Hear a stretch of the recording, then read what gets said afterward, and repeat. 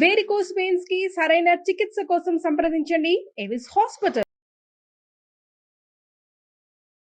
నమస్తే రమగారు. నమస్తే జయ. రమగారు, శనీశ్వరుడు మనము ఆయన అంటేనే భయపడిపోతూ ఉంటాం కదండి. ప్రత్యేక దర్శనాలు మాత్రమే చేసుకుంటాము, ఆలయాలు కూడా చాలా తక్కువ ఉంటాయి. అవును. ఈయనకి సంబంధించి అసలు కథ ఏమన్నా ఉందా? ఎందుకు ఈయన భయపెట్టేస్తున్నాడు జనాన్ని? ఆయనకి సంబంధించి సరదా కథ ఒకటి ఉంది, చెప్తా. అంతేనా? ఓకే. శనీశ్వరుడు అంటే ఆయన అన్ని గ్రహాలు లాంటి వాడే జయ. మనం ఎక్కువగా ఊహించుకుంటున్నామా? కాదు, చెప్తా. శనీశ్వరుడు అంటే ఈశ్వరుడు అంటాం, ఈశ్వరుడు కాదు, శనైశ్వరుడు. మెల్లిగా నడుస్తాడు. మనకి అందరూ వెళ్ళిపోతారు. నవగ్రహాలు మన వీటిలలో ఉంటాయి. మన జాతక చక్రంలో మన దశల్లో 9 మందికి ఉంటాయి. అన్నీ ప్రధానికి టైం ఉంటుంది. ఈయన స్లోగా వెళ్తాడు, దశ నడవదు. పైగా ఈ శనిలో అర్ధాష్టమ శని అని, అష్టమ శని అని, ఏలినాటి శని అని, ఏవో బోల్డ్ పేర్లు. అవునవునవును. ఈ దశలో ఏంటంటే పని అవ్వదు, ఏది నజ్జుగా ఉంటుంది. బద్ధకంగా ఉంటారు మనుషులు, లెథర్జికల్గా ఉంటారు. వీళ్ళకి పనిచేసే వాళ్ళకి బద్ధకమే వస్తుంది. వీళ్ళకి ఏది అవ్వదు, పని అవ్వదు, చదువు అవ్వదు, పెళ్ళి అవ్వదు, అన్ని స్లో. అట్లా కష్టం అన్నమాట.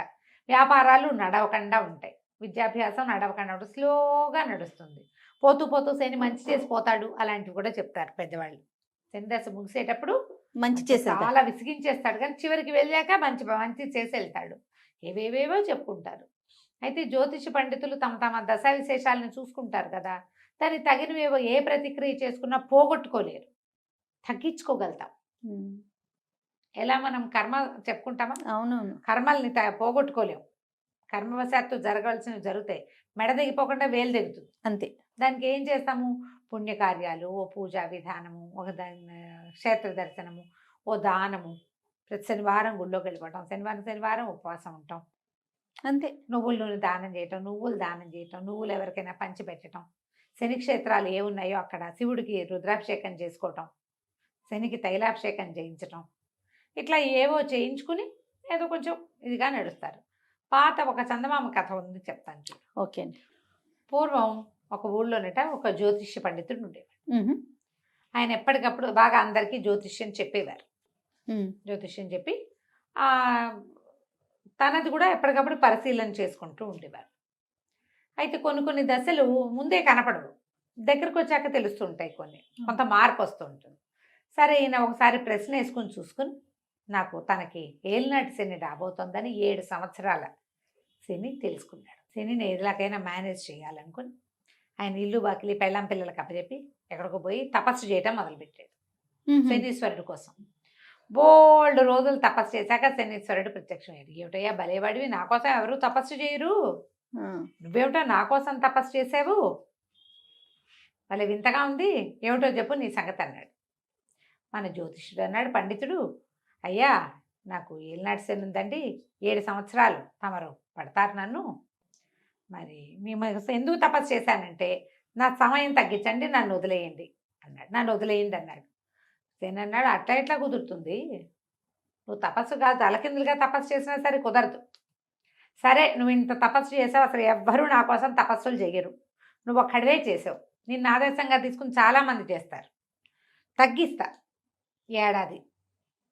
ఒక ఏడాది పాటు నిన్ను పట్టుకుంటాను నేను. తగ్గించడం అంటే 6 ఏళ్ళు తగ్గించేశాడు. తగ్గించి ఏడాది చేస్తాను అన్నాడు. సరే, ఈయనకి ఇంటికి వెళ్ళిపోమని శని గారు మాయమైపోయాడు. ఇంటికి వచ్చాడు కానీ భయమేస్తుంది. మళ్ళీ వెళ్ళాడు తపస్సుకి, మళ్ళీ తపస్సు చేశాడు. మళ్ళా శని గారు ప్రత్యక్షం అయ్యారు. నన్ను వదిలి మహానుభావ అని 10 విధాలా అడిగాడు జ్యోతిష పండితుడు. ఆయనేమన్నాడు, నీ జ్యోతిషం చాలా అద్భుతంగా ఉంది, చాలా బాగుంది, మంచి బాగా కనిపెట్టావు, నువ్వు బాగానే ఉంది, కానీ పట్టకుండా వదిలిపెట్టడం అనేది కుదరదు. సరే, నువ్వు ఇంత తపస్సు చేసావు కాబట్టి 7 ఘడియల పాటు నిన్ను నేను పట్టుకుంటాను, నా వల్ల రాదగిన ఇబ్బందులు 7 ఘడియల పాటు ఉంటాయి నీకు, సరేనా అన్నాడు. 7 ఘడియలు అయితే మేనేజ్ చేసుకోవచ్చు, సరేనన్నాడు. ఆయన వెళ్ళిపోయాడు. ఈయన మళ్ళీ ఇంటికి వెళ్ళి అందరికీ జోస్యాలు చెప్పుకునేవాడు, ఏదో ఇల్లు వాకిలి చూసుకునేవాడు. రోజులు గడిపేసరికి అలా మెల్లిగా కౌంట్ చేసుకోగా క్రమంగా ఆయనకి తెలిసింది, ఇక రేపే మన 7 ఘడియలు సమయం, శని పట్టుకోవాల్సిన సమయం వచ్చేసింది. ఆయన అంత క్లీన్గా చూసుకోగలడు, గ్రహాల కదలికలు అంత చదవగలడు ఆయన. అదే కదా చదవటమేగా, కదలికల్ని చదివి చెప్తారు మనకి. ఇతను ఏం చేశాడు, ఇంట్లో ఉంటే శనిగారు పట్టుకుంటే ఏ ప్రాబ్లమ్స్ వస్తాయో అని దండం కమండలం పుచ్చుకుని, ఏమేవ్ నేను కాస్త అలా వెళ్ళి తపస్సు అది చేసుకుని వస్తానని చెప్పి, రేపొద్దున వస్తాలే, అదే ఇంకో రోజు ఒక రోజు ఆగి వస్తానని ఏకాంతంగా, ఎవరైనా ఉంటే కదా సమస్య. అంతేగా.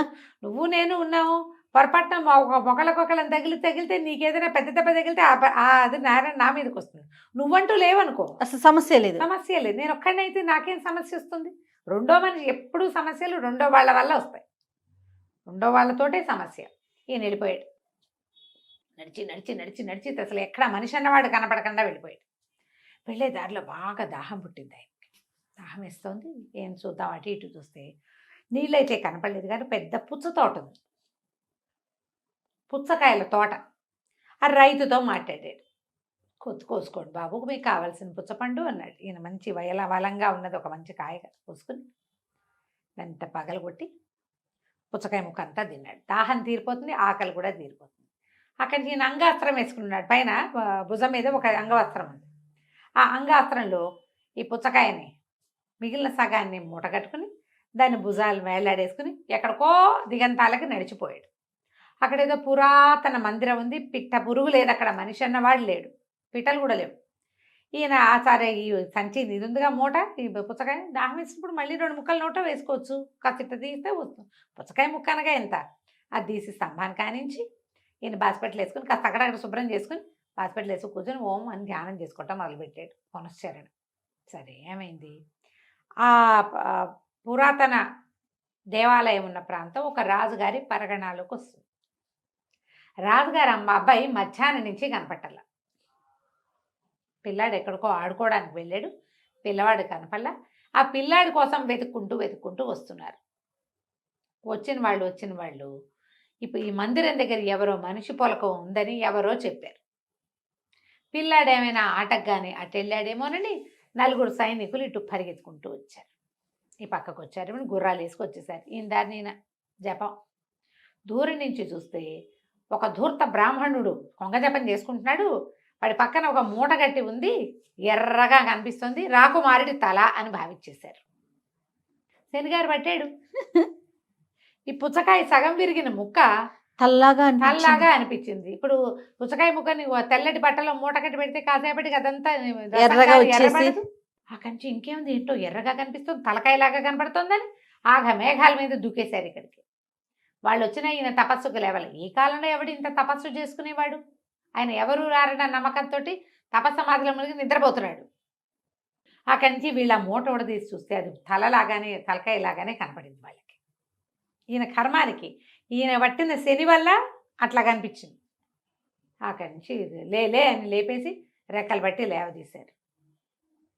రాకుమారుడు ఏడి అని అడిగారు. నాకేం తెలుసండి అన్నాడు. నీకేం తెలియటమేంటి, తలదరికి ఇక్కడ పెట్టావు, పిల్లాడి మొండవేది, మొండవేమిటి, ఇది పుచ్చకాయ అన్నాడు. పుచ్చకాయ ఉంటే చూడంటే ఈయన కూడా అది తల్లాగానే కనపడి, ఇదేదో కనిపిస్తుంది అనుకున్నాడు. ఆయనకు అర్థం కాల ఏం కనపడుతుంది. అక్కడి నుంచి రెక్కలు పుచ్చుకున్నాడు, పెడరెక్కలు విరిచిగట్టి తీసుకుపోయారు. రాజుగారి దగ్గరికి తీసుకెళ్ళిపోయారు. రాజుగారు అప్పటికే కంగారు పడిపోతున్నాడు. రాణిగారు ఏడ్చేస్తుంది. మంత్రి సైన్యాధిపతి అటు ఇటు తిరుగుతున్నారు. ఎవరో వస్తున్నారని చూసుకున్నారు. చూసుకుంటే ఇంకేముంది, నెత్తురోడుతున్న తలకాయ పుచ్చుకొచ్చారు వీళ్ళు. అందులో ఇట్లా పైకి లేవదీస్తే రసం గారదు, అందులో నుంచి నెత్తురోడిపోతుంది. ఆ గుడ్డంతా ఎర్రగా అయిపోయింది. ఆగా నుంచి రాజుగారికి చెప్పారు. రాకుమారుడు తల తరిగేశాడు. ఈ బ్రాహ్మణుడు పక్కన పెట్టుకున్నాడు, ఏదైనా పూజలు చేస్తున్నాడో ఏమిటోనండి. దాన్ని ఇట్లా ఊడదీసి చూపిస్తే కళ్ళు మూసేసుకున్నాడు రాజుగారు. అమ్మో నా పిల్లాడని. ఆయన కూడా పిల్లాడిలాగానే కనపడింది అది. ఈ ధూర్త బ్రాహ్మణుడిని తల నరికేసేయండి, వెచ్చస్థానాన్ని తీసుకోండి, తలార్లను గాకేయండి అన్నారు. ఈ బ్రాహ్మణ ఆయన్ని మోసిపోయారు. ఆ పుచ్చకాయ కూడా చేత్తో పుచ్చుకెళ్ళారు అక్కడికి. ఆ వజ్రస్థానం ఎక్కడుంది, ఈ పురాతన మందిరం ఓ వైపు ఉంటే రెండో వైపుకి అది ఉంది. వజ్రస్థానాన్ని తీసుకెళ్తే అందరూ చూస్తారు. బ్రాహ్మణ ఆయన చక్కగా పంచాశీఖ, ఏం చదువుకున్నాడో, పిల్లాడిని ఇంత పొట్టను పెట్టుకున్నాడు. రాకుమారుడు రేపొద్దున భావి రారాజు వాడు. అయ్యో అయ్యో అని ప్రజలంతా హాహాకారాలు చేస్తున్నారు. ఈయనకి ఏం చేయాలో జపం మర్చిపోయాడు. లెక్కెట్టుకోవడానికి ఏమి బుర్ర కూడా పనిచేయట్లా. లెక్క పెట్టుకుని శని ఇది మనని పట్టింది అది తెలియలా, ఇంకా బొర్రీ కుర్రీ తెలీదు ఆ శని దశలో. అక్కడి నుంచి వజ్రస్థానానికి తీసుకెళ్ళిపోయేసరికల్లా హాయ్ భలే ఉంది అని చప్పట్లు వినపడ్డాయి. తీరా చూస్తే రాకుమారుడు ఉంచున్నాడు అక్కడ. ఆ పిల్లాడు అదంతా తిరిగి తిరిగి ఆడుతూ ఆ వజ్రస్థానం దగ్గరికి చేరాడు. వచ్చాడు. ఈయన్ని పైకి ఎక్కించి 2 చేతులు కట్టేసి పైకి ఎక్కిస్తుంటే భలే భలే అని చప్పట్లు కొడుతున్నాడు. తెల్లబోయారు సైనికులు. ఇదేమిటి రాకుమారుడు కనపడుతున్నాడు, తలకాయ రాకుమారుడు అన్నాం కదా అని సంచి పొడదీశారు. చూస్తే పుచ్చకాయ మొక్కలు దాంట్లో. శనిగారు వదిలేశాడు. అయిపోయింది. 8 గడియలు 7 గడియలు 7 గడియలు. 7 గడియల పాటు అందరినీ భ్రమలోనే ముంచేశారు. వీళ్ళని దుర్మార్గుడుగా చూపిస్తాడు శని ప్రపంచాన్ని. అంతేగా. ఆ సమయం అయ్యేదాకా వాడెవ్వరికి మంచివాడుగా కూడా ఉండడు. మోసకారిగా, దుర్మార్గుడుగా, చేతకాని వాడిగా, చవటగా, ఇంట్లో వాళ్ళకేమో చేతకాని వాడిగా కనిపిస్తాడు. అంత మోసం చేయగలడు, అంత పని చేయగలడు ఆయన. 7 గడియలు అయిపోయాక అక్కడి నుంచి రాజుగారు పరిగెత్తుకొచ్చి మమ్మల్ని క్షమించండి, ఏమిటో ఈ పుచ్చకాయ ముక్కను మేము రాకుమారి తలగా భావించాం, పిల్లాడు సైతలా మాకు శుభ్రంగా క్షేమంగా ఉన్నాడు అని దండం పెట్టాడు. దండం పెడితే ఈయన అన్నాడు, తందేముందిలేండి ప్రభు, పోయిన మతి తిరిగి వచ్చింది, తప్పిపోయిన పిల్లవాడు తిరిగి వచ్చాడు, తల పుచ్చకాయగా మారిపోయింది, శని తొలగిపోయాడు అనేసరికి శని ఏమిటండి అన్నాడు. అంటే ఈయన తన కథ అంతా చెప్పండి, నేను ఒక జ్యోతిష పండితుడిని, 7 సంవత్సరాల శనిని తప్పించుకోవడానికి దాన్ని ఏడాదిని 7 గడియలుగా మార్పించుకున్నాను. ఆ 7 గడియల కాలంలోనే నేను ఇలాగా పట్టుబడాల్సి వచ్చింది, ఇట్లా దుర్మార్గుడిగా ప్రజలందరితోటి మాట పడాల్సి వచ్చింది, ఏదో ఒకటి చేసే ఉంటాననే మాట మోసుకోవాల్సిందే నేను అనేసరికి రాజు ఆశ్చర్యపోయాడు. ఏంటి అంత కరెక్ట్గా తెలుస్తుందండి మీకు అన్నాడు. అక్షరాలా తెలుస్తుంది ఆయన, నీ కొడుకు మీద ఉన్న పీడ కూడా తొలగిపోయింది, వాడు చచ్చిపోయాడని మీరందరూ ఏడ్చారు, వాడికి ఉన్న పీడ పోయింది అనేసరికి రాజు ఎంతో సంతోషించి, మీకు ఎంత విద్వత్తు ఉందండి, మీరు రండి, మిమ్మల్ని మా ఆస్థాన విద్వాంసుని చేసుకుంటాం. శని వెళ్ళిపోతూ ఏం చేశాడు, ఊళ్ళో జ్యోతిష్యం చెప్పే ఆయన్ని ఆస్థాన పండితుడిని చేశాడు. మంచి చేసేళ్ళాడు. ఇలా జరుగుతుంది. ఈయన రాజుగారు ఆస్థాన పండితుడు తర్వాత హాయిగా ఉన్నాడు. కథకంచికి మనం ఇంటికి శనిదేవుని మహిమలు ఇలా జరుగుతాయి. ఎవరైనా శని దశలో ఉంటే ఓపికగా ఈ దశని గడుపుకోవాలి. పోట్లాటలకి కొట్లాటలకి దిక్కకూడదు, కొత్త వ్యాపారాలు మొదలు పెట్టకూడదు, ఇతరులతోటి మాట వచ్చే అవకాశం ఉంటుంది.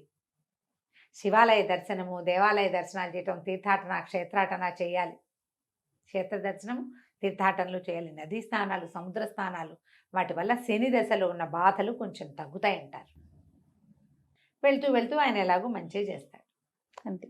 కథకంచికి మనం ఇంటికి. నమస్తే రమ్మగారు. నమస్తే చేయ.